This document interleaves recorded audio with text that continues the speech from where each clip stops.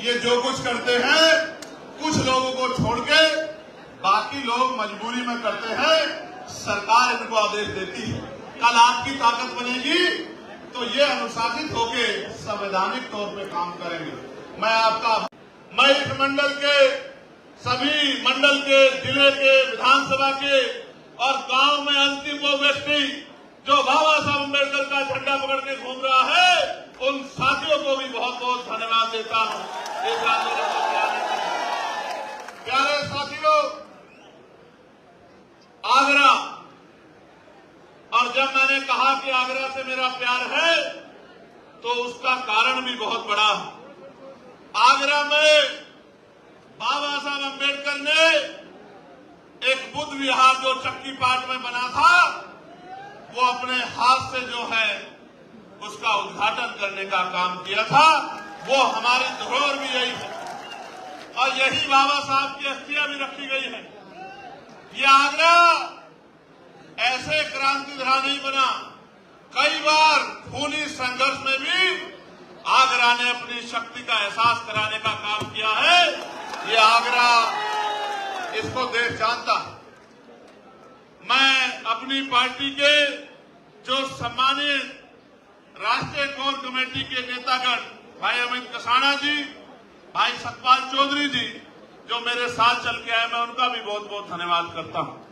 मैं हमारी पार्टी के प्रदेश के अध्यक्ष और प्रदेश कमेटी के तमाम नेताओं का भी धन्यवाद करता हूं और मैं अपने भीम आर्मी के बहादुर भाइयों का भी बहुत बहुत धन्यवाद करता हूं। अब उनको अगर वो मेरी बात पे मजबूती से पहरा दे दें तो मैं उनको ये भी बता देना चाहता हूं कि फिर उनके खिलाफ कोई अन्याय या गरीबों के खिलाफ कोई अन्याय यहां नहीं हो पाएगा। सम्मानित साथियों, मैं चाहता था कि इस बात को मैं सबसे बाद में रखूं, लेकिन 2 दिन पहले जिस तरह का सलूक यहां की पुलिस ने हमारे कार्यकर्ताओं पदाधिकारियों के साथ किया है, मैं डंके की चोट पे ये कहना चाहता हूं कि हम स्वाभिमानी लोग हैं, ना हम किसी का अन्याय करते हैं और ना कभी हम अन्याय सहते हैं। समय आने दीजिए, अन्याय करने वालों से सूद समेत हिसाब किया जाएगा। मेरी बात को अभी अगर किसी ने कोई अपराध किया है उसकी सजा उसको कोर्ट देगा। आप अपराधी को गिरफ्तार करें, जांच करें, कोर्ट में रिपोर्ट पेश करें। हम संवैधानिक लोग हैं, लेकिन जिस तरह से एक अधिकारी ने अपने जातीय अहंकार को दिखाने के लिए हमारे कार्यकर्ताओं को लातों से पिटवाने का काम किया, मैं उस सम्मानित अधिकारी को भी कहना चाहता हूं, जिस सत्ता के घमंड में या जिस जातीय घमंड में ये किया गया है, सत्ता बदलेगी, आप भी यही रहोगे, हम भी यही रहेंगे, याद रखना। हम भी यही रहेंगे इस उत्तर प्रदेश में। हम उत्तर प्रदेश छोड़ के जाने वाले नहीं हैं और सम्मानित अधिकारी महोदय आपको भी नहीं जाने देंगे। मेरी बात को याद रखना। अगर आपके चौहितों ने डेपुटेशन पे कहीं भेज दिया तो वहीं से खींच के यहां आगरा लेके आएंगे। मेरी बात को आप याद रखना। मुझसे बड़ा पुलिस का समर्थक आपको कोई नहीं मिलेगा। आजादी के 75 साल में अगर पार्लियामेंट में पुलिस के भाइयों को भी न्याय मिले, 8 घंटे की ड्यूटी उनको अन्य कर्मचारियों की तरह करने का मौका मिले, सप्ताह में उन्हें 1 दिन छुट्टी मिले, उनकी बॉर्डर स्कीम खत्म की जाए, उनकी वेतन विसंगतियां दूर की जाए, ये मामला भी अगर पार्लियामेंट में किसी ने उठाने का काम किया तो आपके चंद्रशेखर आजाद ने किया। आप अच्छा करोगे तो सर माथे रखेंगे, आपका सम्मान करेंगे, और अगर आप अन्याय करोगे तो अन्याय करने वाले अपराधी के साथ जिस तरह का सलूक होता है उसी तरह का सलूक आपके साथ होगा। इस बात को आप याद रखना। सम्मानित साथी, प्यारे भाइयों, ये प्रबुद्ध सम्मेलन है जहां दूसरी पार्टियां एक जाति को प्रबुद्ध बता के प्रबुद्ध सम्मेलन करने का काम करती है और बाबा साहब अम्बेडकर के संविधान में जो समता समानता की बात कही गई है, उस समता समानता को नीचा दिखाने का काम करती है, ये बताने का काम करती है कि इस देश में एक ही जाति एक ही धर्म प्रबुद्ध है और बाकी लोग प्रबुद्ध नहीं है। मैं आज ऐलान के साथ कहना चाहता हूं कि हमें अवसर मिला, इस 75 साल में हमने भारत की कोई पोस्ट नहीं छोड़ी जिस तक हमने पहुंचने का काम ना किया हो। और ये हम सिर्फ आरक्षण के दम पे नहीं पहुंचे, अपनी मेहनत के दम पे भी पहुंचे हैं। ये भी किससे छिपा हुआ नहीं है।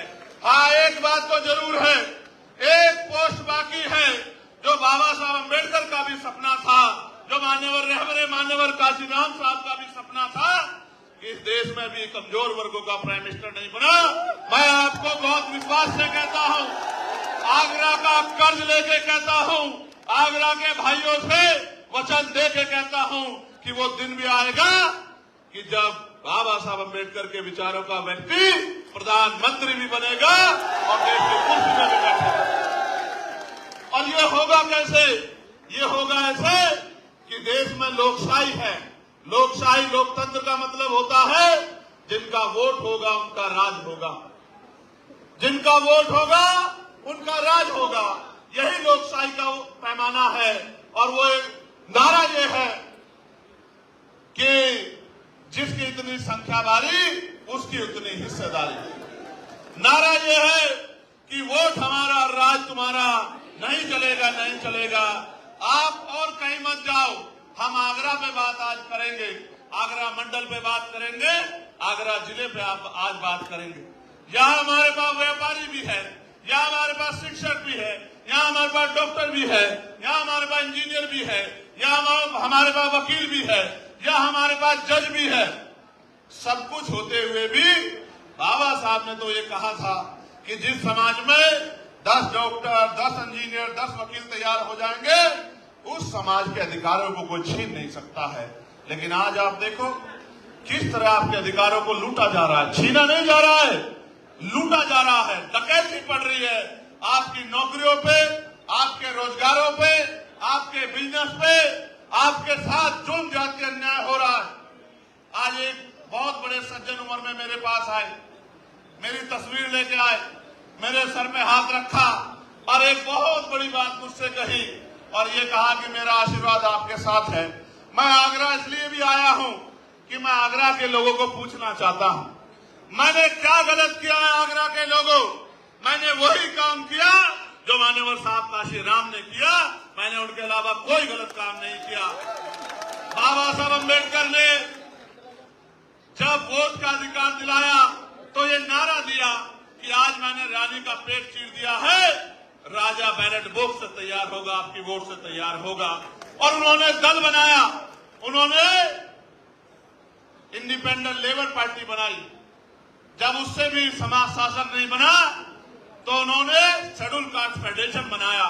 जब उससे भी समाज शासन नहीं बना तो उन्होंने आरपीआई बनाई।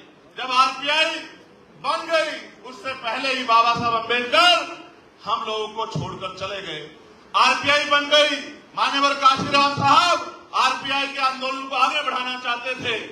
वो क्लास 1 के अधिकारी थे, डीआरडीओ में इंजीनियर साइंटिस्ट थे, नौकरी छोड़ दी, परिवार छोड़ दिया, शादी नहीं कराई, सारी संपत्ति को त्याग दिया और भूखे प्यासे समाज को समझाने निकल गए।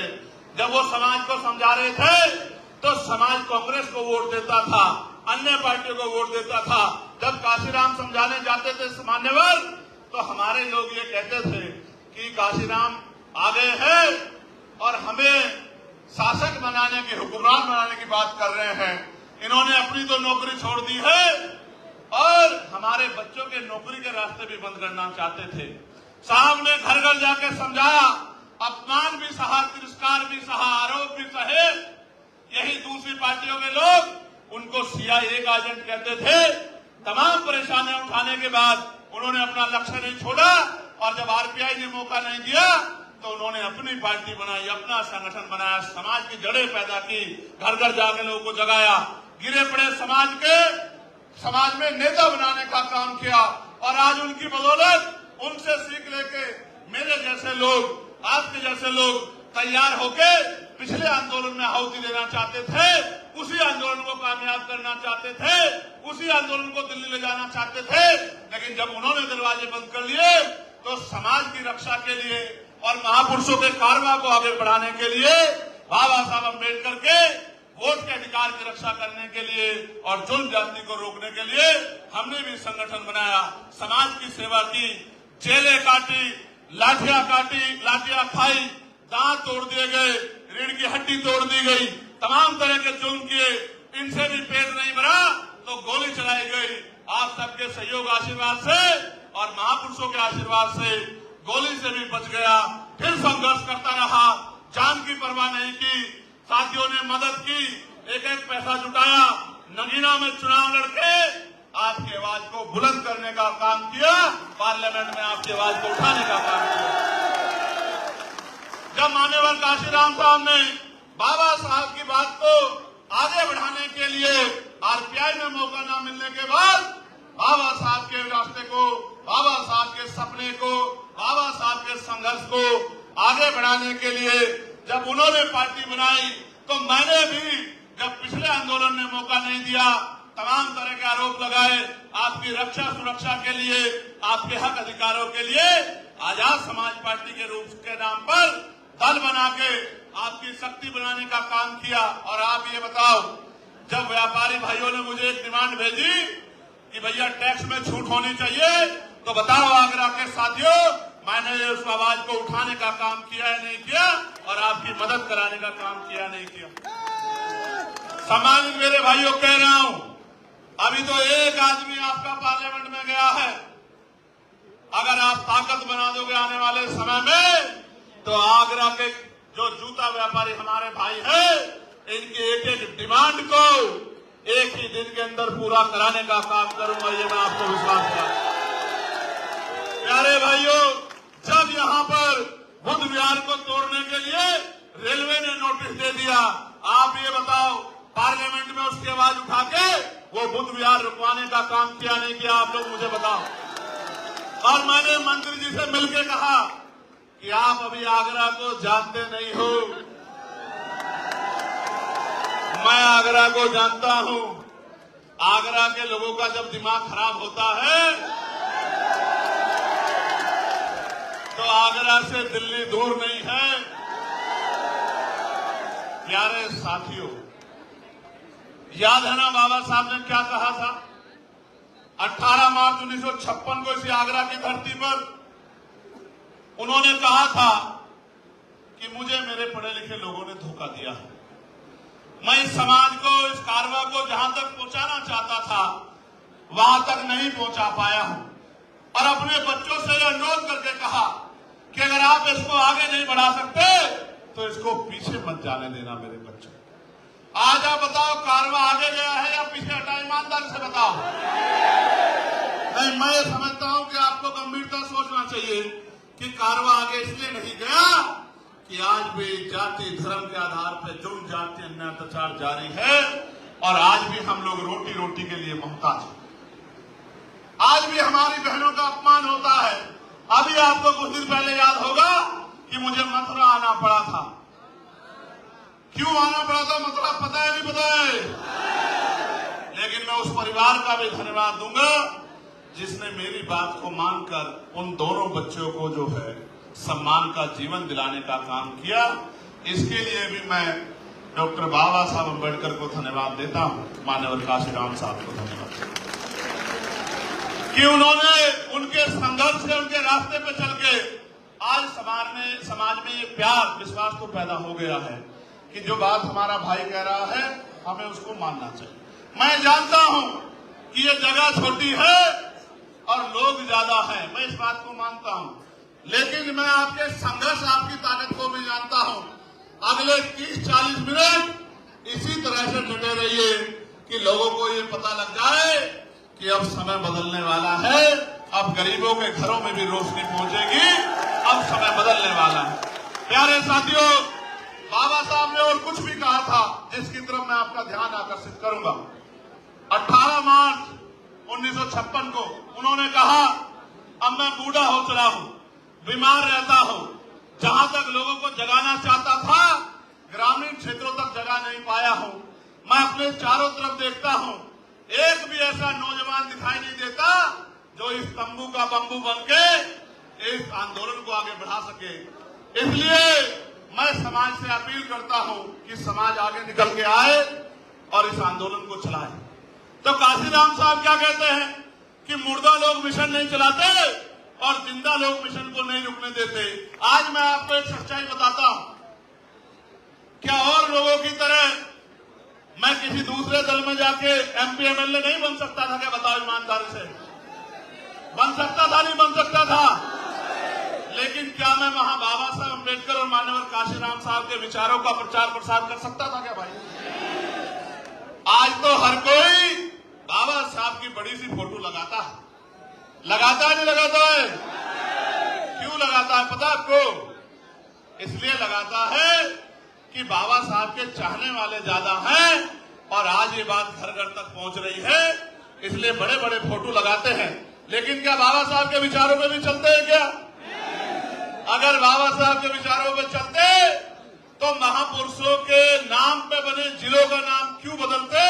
आप अपने मन से सोच के देखो। आगरा के मेरे साथियों जो आपके सम्मान की लड़ाई लड़ने की बात करते हैं, उन्होंने प्रमोशन में रिजर्वेशन पे किस तरह शेड्यूल कास्ट के लोगों का गला काटने का काम किया, ये भी किससे छिपा हुआ नहीं है।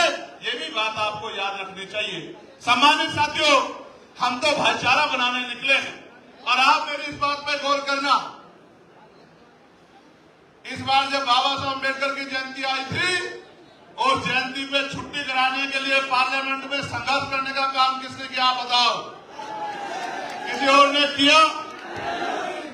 अगर अकेला चंद्रशेखर इतनी लड़ाई लड़ सकता है तो अगर 10-20 चंद्रशेखर पार्लियामेंट में चले गए तो फिर सोचना क्या होगा। मेरी बात को आप याद।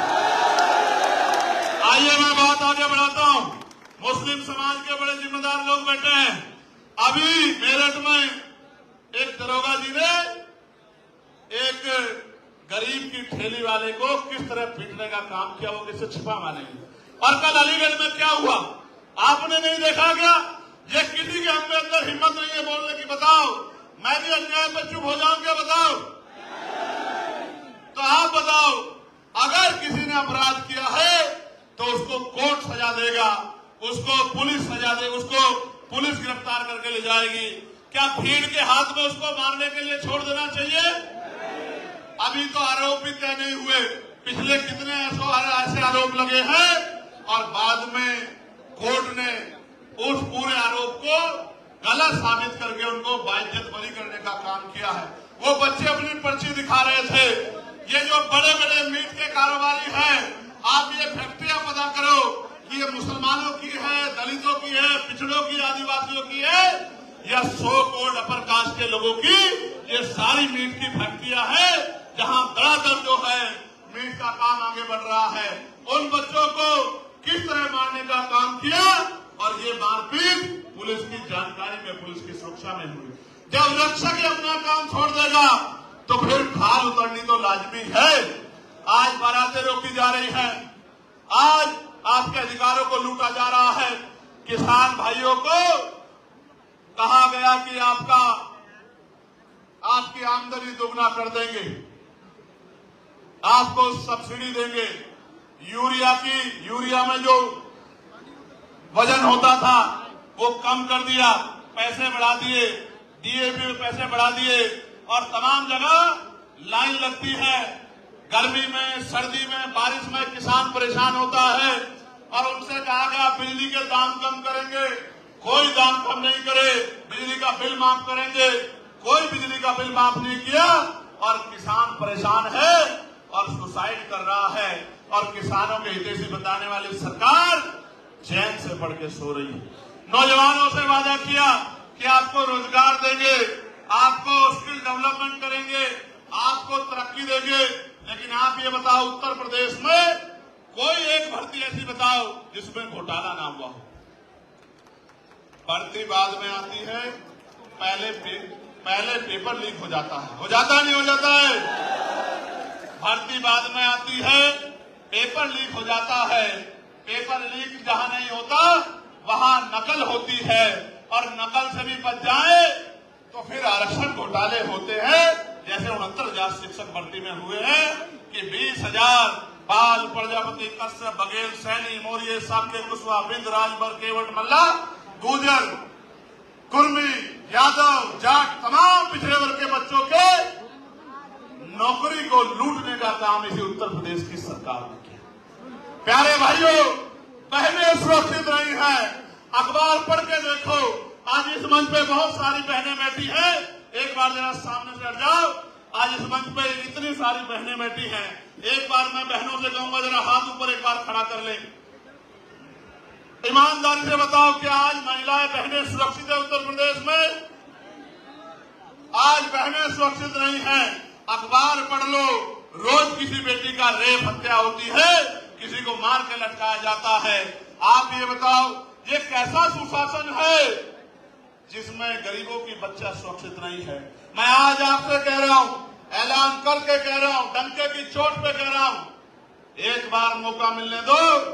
अगर किसी गरीब की बच्ची की तरफ किसी ने आंख उठा के देख ली, फिर मुझसे सवाल करना कि चंद्रशेखर भाई ये कैसे हो गया। पूरी जिम्मेदारी से आपको कह रहा हूं। जैसे परियार साहब कहते थे कि मैं तब उस प्रदेश को सुरक्षित मानता हूं जिस प्रदेश में रात के अंधेरे में भी महिलाएं कुछ मील तक अकेले घूम आए। यहां तो आप घर में सुरक्षित नहीं है, बाजार में सुरक्षित नहीं है, ट्रेनों में सुरक्षित नहीं है, सार्वजनिक स्थलों में सुरक्षित नहीं है। और तरक्की कहते थे महिलाओं की तरक्की करेंगे, 5 किलो अनाज पे लाके रख दिया कि ये अनाज के चक्कर में रोजी रोटी को भूल जाएं, शिक्षा को भूल जाएं, रोजगार को भूल जाएं, अच्छी अस्पताल व्यवस्था को भूल जाएं। कल ही मैंने देखा बलिया में शर्म से सर झुक गया। एक बहन को खुले में डॉक्टर नहीं है, नर्स नहीं है, प्रसव पीड़ा हुई, खड़े खड़े उसको जो है उसकी डिलीवरी हुई। दूसरी महिला उस बच्चे को, खून में लथपथ बच्चे को लेके बैठी है। ये व्यवस्था दी है इस सरकार ने। इस गरीब, किसान, पिछड़ा, दलित, मुसलमान विरोधी सरकार को उखाड़ के फेंकने के संकल्प को लेकर मैं आगरा आपके बीच आया हूं कि अब आपको कमर कस लेनी चाहिए। अब ज्यादा दिन नहीं देने हैं। 2012 से और 2027 तक 15 साल बैठते हैं। 15 साल बैठते हैं।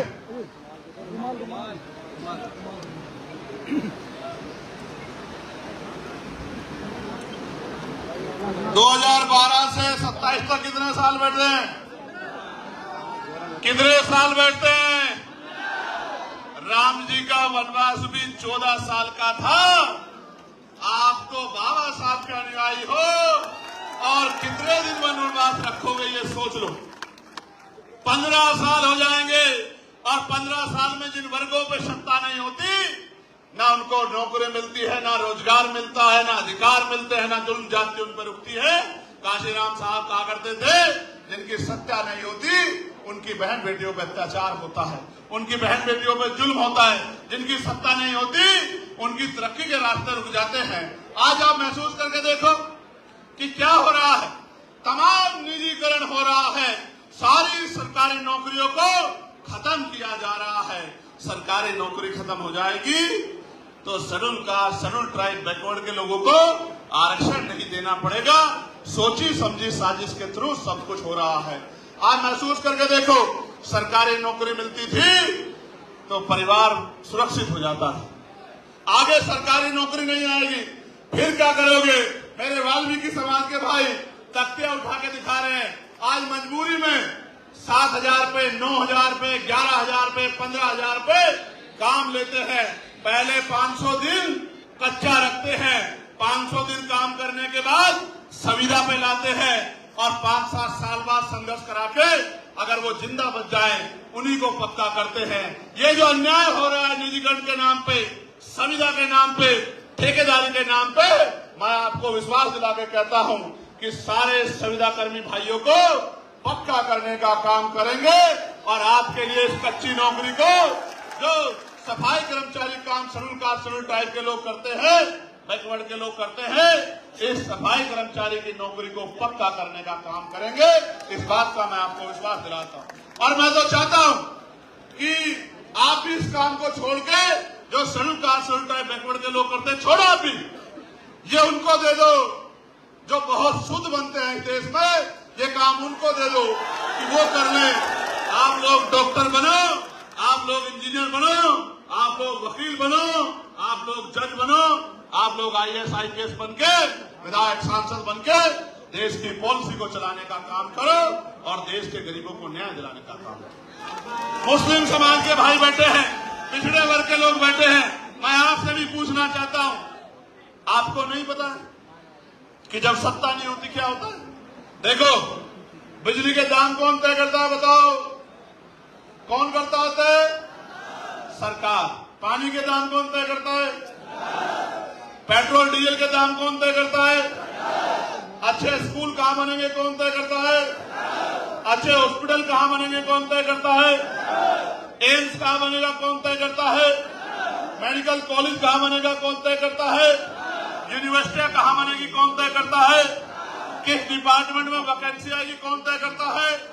इंडस्ट्रियल एरिया कहां लेगा कौन तय करता है? किसको टैक्स लगाना है, किसको छूट देनी है कौन तय करता है?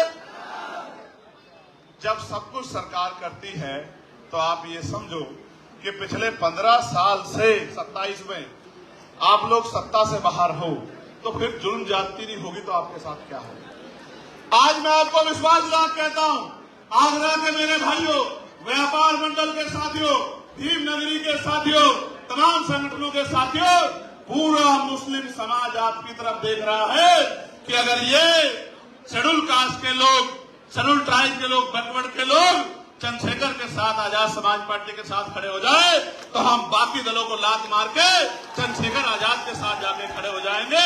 ये बात आज सबके मन में है। आप कहीं जाके पूछो, जिन पार्टियों को वोट देते थे थक गए पार्टी को वोट देते थे, और उन पार्टियों से उत्तर प्रदेश की सत्ता भी नहीं हटाई जा सकती। सत्ता तब हटेगी जब शेड्यूल कास्ट, बैकवर्ड और मुस्लिम इकट्ठा होगा।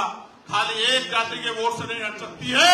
इसलिए मैं आपको कहता हूं, अब आपको बूथ का संगठन बनाना है, सेक्टर का संगठन बनाना है, घर घर जाके व्यवहार पैदा करके भाईचारा कमेटियां बनानी है, बहनों को जागरूक करके बहनों के सम्मान की रक्षा करते हुए उनके आने वाले कल को बताकर आपको उनको तैयार करना है। पढ़ने वाले बच्चों को स्कूल की तरफ ले जाना है, संघर्ष करने वाले बच्चों को रोजगार की तरफ ले जाना है। जिन पे घर नहीं है उनको पक्का मकान, और जमीन भी नहीं है तो जमीन और पक्का मकान बनाकर देने का काम हम लोग करेंगे। इस बात का भी मैं आपको विश्वास दिलाता हूं।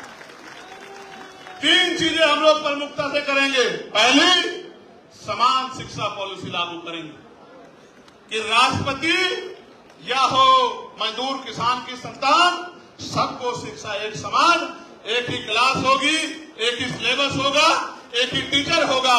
किसान का बच्चा भी वहीं पढ़ेगा और विधायक का बच्चा भी वहीं पढ़ेगा, जिलाधिकारी का बच्चा भी वहीं पढ़ेगा, SSP का बच्चा भी वहीं पढ़ेगा।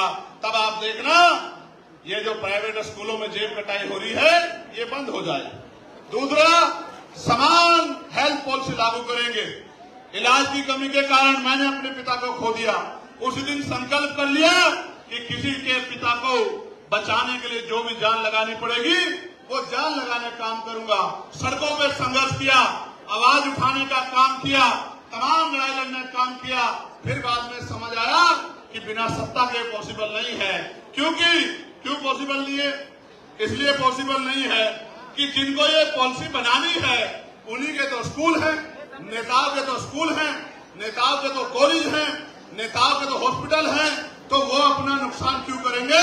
इसलिए उस दिन समझ में आया कि सत्ता बनानी पड़ेगी, बाबा साहब की बात माननी पड़ेगी। बाबा साहब ये कहते हैं, political power is the master की, इट इज द मास्टर की by which can you open and each every door of your success. कि आप अपनी सारी परेशानियों के रास्ते खोल सकते हैं, दरवाजे खोल सकते हैं अगर सत्ता आपके पास है। फिर सड़कों पर निकल गए, धोल फाकी, जुल्म जाति सही, अन्याय में लड़ते रहे। और आज मैं धन्यवाद दूंगा नगीना के साथियों का। आप भी दोनों हाथ उठा के धन्यवाद दो नगीना का, कि नगीना के लोगों ने आपको मौका दिया, और जब आपको मौका दिया तो पूरे देश ने आपका हुनर देखने का भी काम किया। आज मैं मुस्लिम भाइयों को बता रहा हूं, 29 तारीख में मुजफ्फरपुर में, बिहार में वक्फ के विरोध में और पीटीएमसी एक्ट जो है, जो बोधगया पे अवैध कब्जा किया गया है, उसके विरोध में 29 तारीख को रैली है, जहां सब लोग चैन से बढ़कर सो रहे हैं। इस हक की लड़ाई को लड़ने का काम भी आजाद समाज पार्टी काशीराम और भीम आर्मी कर रही है। ये बात भी मैं आपको बताना चाहता हूं। हालांकि ये सच है कि मेरे पिताजी मुख्यमंत्री नहीं थे, मेरी मां मुख्यमंत्री नहीं थी, और अच्छा भी है नहीं थी, वरना आप कहते कि ये तो चम्मच वाला है। मैं आपको कहना चाहता हूं, ना मैं चम्मच वाला हूं, ना आपको चम्मच वाला बनने दूंगा। आपको भी मान सम्मान की जिंदगी मिले, आपको भी रोजगार मिले, आपकी भी ताकत बढ़े, इसके लिए हम लोगों को संघर्ष करना पड़ेगा। प्यारे साथियों, आप मुझे बताओ, क्या इस लड़ाई को हमें कामयाब करना चाहिए, नहीं करना चाहिए? दोनों हाथ उठा के बताओ जोर से। करना चाहिए, नहीं करना चाहिए? क्यों करना चाहिए, इस बात को भी समझो। जब तक हम पे ताकत नहीं बनेगी, थाने कचहरियों में हमें न्याय नहीं मिलेगा। अधिकारी कर्मचारी हमारे नहीं सुनेंगे। जो पॉलिसी हम लोग बनाएंगे वो पॉलिसी आप तक नहीं पहुंचेगी, उनका लाभ आपको नहीं मिलेगा। हर पॉलिसी को लेने के लिए आपको रिश्वत देनी पड़ेगी। ये बात भी मैं नहीं मानता सही, इसलिए हर पटल पे हमें काम करना है। तो आगरा के मेरे साथियों, इस पूरे आगरा मंडल के साथियों, जो आप यहाँ पहुंचे हैं और इतनी बड़ी संख्या में 92 में, चित्तौड़ साहब 92 में हमारी एक बड़ी नेता जो है वो इसी हॉल में आई थी, आगरा के लोग ही लेके आए थे।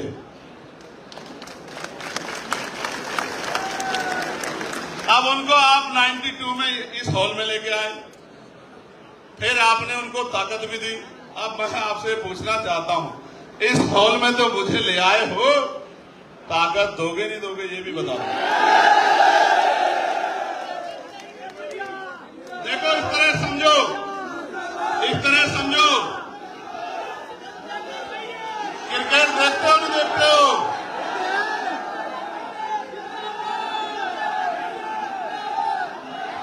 क्रिकेट देखते हो नहीं देखते हो बताओ? तो पहले नाम होता था सचिन तेंदुलकर साहब का, उनसे पहले सुनील गावस्कर साहब का, फिर उनके बाद सौरव गांगुली साहब का, फिर उनके बाद सहवाग साहब का, फिर आया एक लंबे बालों वाला जिसने सारे पुरानों को भुला दिया, और आज भी जिसका डंका बजता है, भले ही आज उसके पास कुछ ना हो। उसके बाद आए कोहली साहब, फिर आए सूर्य कुमार यादव साहब, और आजकल बहुत शुभमन गिल और पता नहीं क्या क्या बड़े बड़े नौजवान, और अभी एक और वो सूर्यवंशी आ गया है, और हमारा छोटा भाई रिंकू उसको कहते हैं। और आप बताओ, जब तक आप मौका नहीं दोगे, उसको प्लेइंग 11 में नहीं लाओगे, 15 में बिठा के रखोगे, 20-21 में बिठा के रखोगे, उससे पानी पिलवाते रहोगे, बल्ले उठवाते रहोगे, तो आपको क्या पता लगेगा कि ये कैसी परफॉर्मेंस दे सकता है? अभी तो 1 ही साल हुआ है। याद रखना, इन 5 साल के पूरे होने से पहले आपकी जिंदगी में रोशनी लाने का इंतजाम हम सब लोग करेंगे। मेरी बात को मैं आपको विश्वास दिला कहता हूं, जब तक हम लोग बाबा साहब के रास्ते में नहीं चलेंगे, यानी कि शिक्षित नहीं बनेंगे, संगठित नहीं होंगे और संघर्ष नहीं करेंगे, तब तक कुछ भी बदलने वाला नहीं है। और मैं फिर आपसे कहता हूं, पार्टी के नेताओं से कहता हूं, भीम आर्मी के साथियों से कहता हूं, कार्यकर्ताओं से कहता हूं, मांगने से भीख मिलती है, अधिकार छीनने पड़ते हैं। अगर छीनना चाहते हो अधिकार, तो जिस तरह से पेट पालने के लिए 8 घंटे काम करते हो, रोज पार्टी को आगे बढ़ाने के लिए भी 2 घंटे 1 घंटा काम करो, क्योंकि आदमी भूखा तो रह सकता है लेकिन अपमानित होकर नहीं रह सकता। इस बात को भी समझने का प्रयास करो। हमारी आबादी बहुत है, हमारी आबादी बहुत है, 85% लोग हैं हम लोग, लेकिन 85% होते हुए भी जुल्म सह रहे हैं, क्योंकि जागरूक नहीं है, एकजुट नहीं है। जैसे मुस्लिम समाज की आबादी 20% के लगभग है, फिर भी रोज धार्मिक नारे लगाओ वरना मार खाओ, रोज धार्मिक नारे लगाओ वरना मार खाओ। और विवाद कश्मीर में हुआ, आतंकवादियों के खिलाफ पूरा देश खड़ा था, लेकिन सरकार के लोगों ने यहां भी मुस्लिम भाइयों को पीटने का, परेशान करने का काम किया। और ये बेचारे उन नेताओं की तरफ देखते हैं जिनको आगे बढ़ाते आए, ताकत देते आए, कुर्सी बिठाते आए, और वो नेता ये उनकी तरफ देखते हैं और वो दूसरी तरफ देखते हैं। उनको पता है कि ये कहीं जाने वाले नहीं है, ये पीठ छिप के भी हमारे पास ही आएंगे, तो इनकी आवाज उठाने का कोई मतलब नहीं मानता। मैं इनको कहना चाहता हूं, थोड़ी सी हिम्मत जुटा लो, मन पक्का कर लो, एक मौका चंद्रशेखर आजाद को दो। अगर दोबारा किसी नेता की जरूरत पड़ जाए तब फिर मुझे कहना। पिछले कुछ दिनों में अपराध की बाढ़ आ गई है। आगरा में भी सुन रहा हूं, जो आगरा हमारा किला था वहां भी बारात रोकी जा रही है। दिल में बड़ी तकलीफ थी, कार्यकर्ताओं पे हमला हो रहा है, कार्यकर्ताओं पे झूठे मुकदमे लगाए जा रहे हैं। दिल में तकलीफ थी, हर दिन इंतजार कर रहा था कि आगरा का दिन कब आएगा, आगरा का दिन कब आएगा। आज आगरा का दिन आया, आगरा का दिन तो आ गया। आजाद समाज पार्टी का दिन आएगा नहीं आएगा ये भी मुझे बता दो। अच्छा आप बताओ, अभी मेरे हाथ में ना ट्रांसफर करने की पावर, ना पोस्टिंग करने की पावर, ना नौकरी देने की पावर, ना रोजगार देने की पावर, ना जुर्म जाति रोकने की पावर। अभी मैं पार्लियामेंट में आवाज उठा सकता हूं और आपके लिए धूप में, छांव में, गर्मी में, आंधी में, तूफान में। और इसे छोड़ो साहब, मैं चैलेंज करके कहता हूं, मेरे खून का कतरा कतरा ले लो, अगर मेरे खून के बहने से आपको सम्मान का जीवन मिलता है, बाबा साहब का सपना पूरा होता है, तो खून का कतरा कतरा भी आपके लिए निछावर करने के लिए तैयार हूं। क्या मुझे और कोई परीक्षा देनी है? अपने दिल पे हाथ रख के बताओ, क्या और कोई परीक्षा देनी है मुझे? तो सिर्फ नारे लगाने से काम नहीं चलेगा। जब तक आप बूथ कमेटी नहीं बनाओगे, भाईचारा कमेटी नहीं बनाओगे, अनुशासन पैदा नहीं करोगे, संगठन नहीं बनाओगे, विश्वास पैदा नहीं करोगे, लोगों के साथ व्यवहार बना के उनको साथ लाने का काम नहीं करोगे, तब तक कुछ भी बदलने वाला नहीं। इसलिए बताओ, बदलोगे नहीं बदलोगे? सोच समझ के बताओ, बदलोगे नहीं बदलोगे?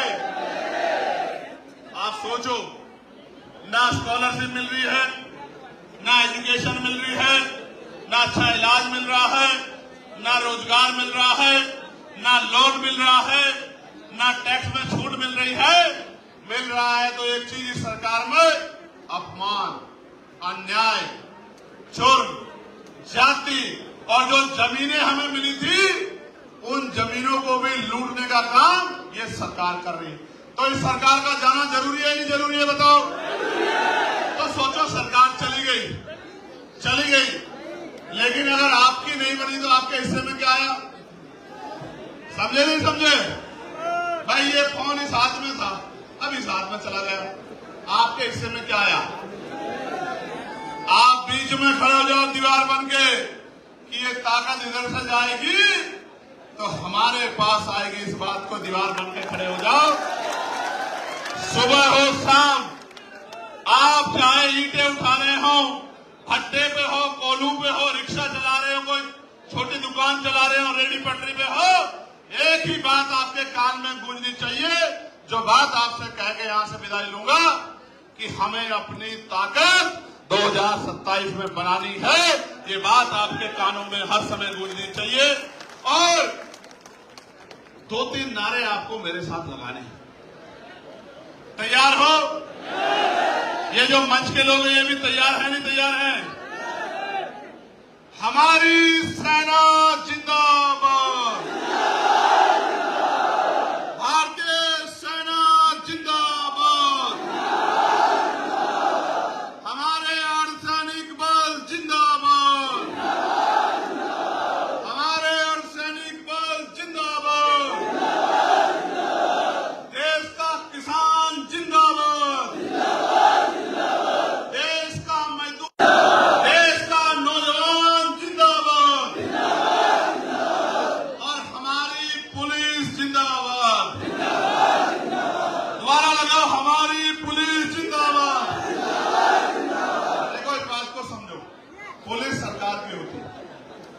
ये जो कुछ करते हैं कुछ लोगों को छोड़ के बाकी लोग मजबूरी में करते हैं, सरकार इनको आदेश देती है। कल आपकी ताकत बनेगी तो ये अनुशासित होके संवैधानिक तौर पे काम करेंगे।